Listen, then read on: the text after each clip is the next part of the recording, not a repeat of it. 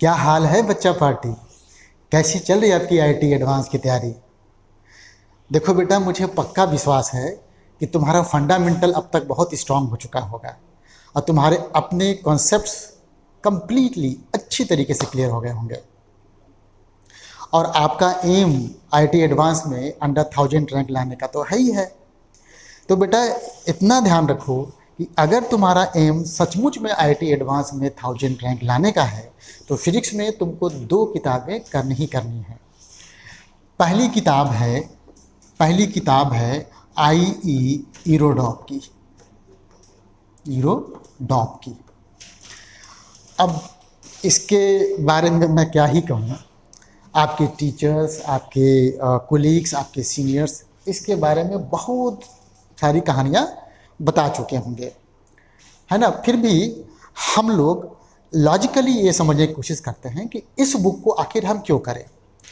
तो बेटा इसको करने के पीछे हमारे पास 3 कारण हैं, ठीक है। पहला कारण देखिए क्या है। आपको पता है कि आईटी एडवांस हमसे क्या चाहता है। आईटी एडवांस हमसे ये चाहता है कि जो भी हमने फंडामेंटल पढ़े, जो भी हमारे कॉन्सेप्ट डेवलप हुए, वो हम रियल लाइफ सिचुएशन में लगा पा रहे हैं, यूज कर पा रहे हैं कि नहीं। और इस बुक में प्रॉब्लम जो सेट किए गए हैं वो बेसिकली रियल लाइफ सिचुएशन से ही लिए गए हैं। तो आईटी एडवांस का जो रिक्वायरमेंट है उस रिक्वायरमेंट के अनुसार इस पर प्रॉब्लम सेट किए गए हैं, राइट। पहली बात हो गई। दूसरी बात देखिए, दूसरी बात यह है कि जैसे जैसे आप इसके प्रॉब्लम को डिस्कस करेंगे तो आप मैक्सिमम प्रॉब्लम से कुछ नई बात सीखेंगे, मतलब एक नया कॉन्सेप्ट आपका डेवलप होगा और उस नॉलेज को आप और डिफ़िकल्ट प्रॉब्लम में यूज कर पाएंगे। तीसरी बात ज़्यादा इम्पोर्टेंट तो नहीं है लेकिन फिर भी उसको भी हमको डिस्कस करना है। वो ये है कि आप सब लोग एक स्टेटमेंट सुनते होंगे कि mathematics is language of physics. अब इस बुक में जो भी प्रॉब्लम है उनको सॉल्व करने के लिए हैवी मैथमेटिक्स का यूज किया गया है। तो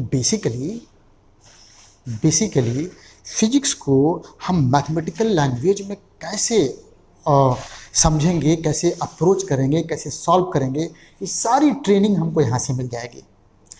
तो अब आपको ये बात समझ में आ गई होगी कि आईई ईरोडॉप के प्रॉब्लम्स को सॉल्व करना हमारे लिए कितना ज़रूरी है। उसके बाद बेटा दूसरी जो बुक आती है वो है क्रोटोव की ये बुक आती है। अच्छा, अगर पहली बुक को सॉल्व करने के बाद आपके पास समय मिलता है तब इस बुक को कीजिएगा, क्योंकि मुझे पता है कि बोर्ड का भी एग्ज़ाम देना है आपको, उसमें भी 75+ % लाना ही लाना है, तो टाइम का काफ़ी अभाव होगा आपके पास। तो आप सबसे पहले ये बुक कर लीजिए, है ना, ये सफिशिएंट हो जाएगा। और इसमें भी मोर और लेस इसी टाइप का अप्रोच है। तो इन बातों को ध्यान में रख करके हम लोग आज से ईरोडॉप के प्रॉब्लम को डिस्कस करना स्टार्ट कर रहे हैं।